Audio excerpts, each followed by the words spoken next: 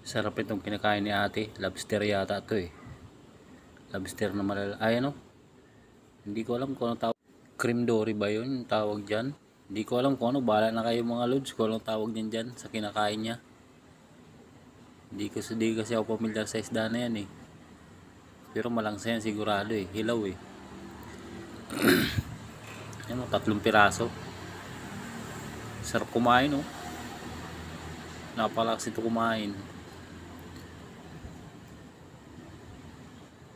Yummy to. Grabe sarap niya kumain no. Ito ano to, hipo na maliliit, tinanggalan na ng balat. Yan sigurado na yan. Pati yan, hipon din yan. Lakas kumain. Pero to hindi ko alam eh. Ano yata yan, laman loob ng baboy or baka. Pero ang lambot niya, pakaluto. Grabe sarap yata nito kumain no. Sarap niya no. Yung kulay pulang sauce na yan, masarap yan. Ito hindi ko rin to alam kung ano tawag ito. Bahala na kayo mga lods kung ano tawag niya sa seafoods na yan. Grabe oh. Kumain.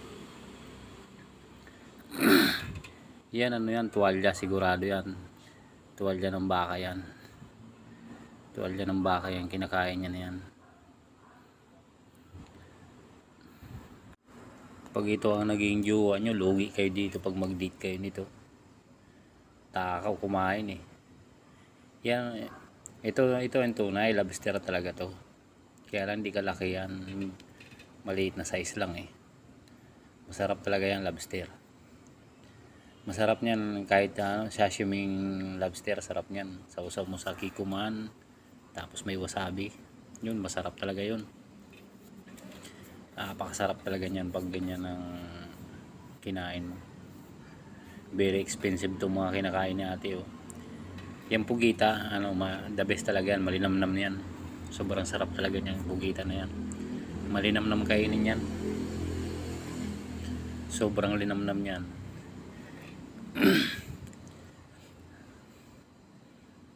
Halo-halo na yung kinain niyang seafoods eh.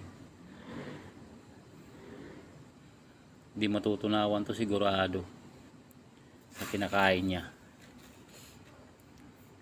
Medyo makunat siya ng kaunti pero the best yan, masarap yan. Napakalinamnam yan. Itong isa, galamay yata to ng malaking pusit din. Oo, galamay nga to ng malaking pusit. Pero ang lambot ng pagkakaluto. Ayos yung pagkakaluto nito, sobrang lambot oh.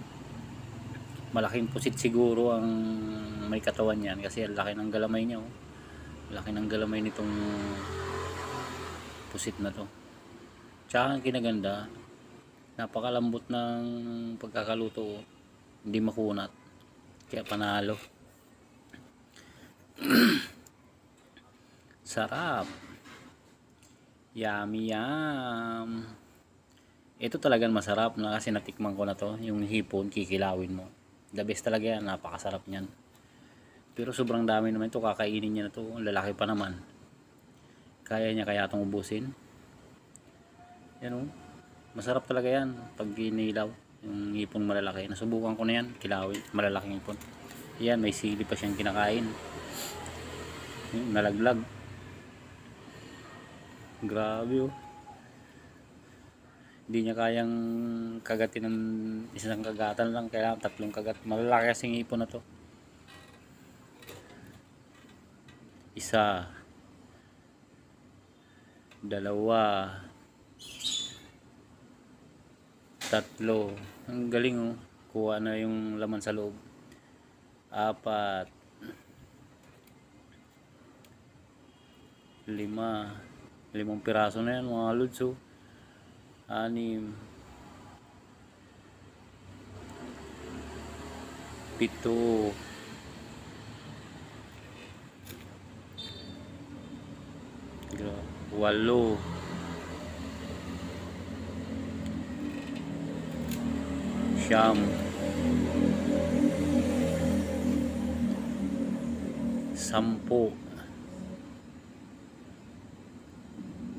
9, 10, 11, 12, 3. Sili ulit. Nalaglag ulit. 14. 15. Grabe, o 15 pirasong malalaking ipon. Kaya niyang ubusin. Lakas mo kumain ate, ikaw na. Ito masarap talaga. Yung pata ng baboy. Pero maganda dahil lambot ng pagkakaluto. Tapos boneless na rin yata to eh. Oo nga, boneless na, wala na siyang buto. Pero nakakasuya din yan pag yan ang kinain mo. Sipin mo, 4 na piraso yan. May nakain na siyang isa, may 3 pa. Tapos yung kinain niyang bawang na yan, pag kinagat mo yan, napakaanghang niya sa loob ng bibig. Maanghang na mapait. Grabe, lambot nung pagkakaluto ng pata ng baboy. Pressure cooker siguro to. Naka pressure cooker yan. Kaya sobrang lambot. Immune na sila pag kumain sila ng sili. Hindi na sila na aanghangan at saka pait ng sili, bawang. Grabe kumain to. Wow. Ubos yung 4 na pata. Pag dito nga lang sa atin isang pata lang 3 tao nang kakain yan, pero sa kanya siya lang mag-isa. Galing to, magaling magmukbang, malakas kumain. Panalo to. The best ka ate. Ikaw na. Yummy. Lakas mo kumain ate. Di siguro susuya to. Sarap.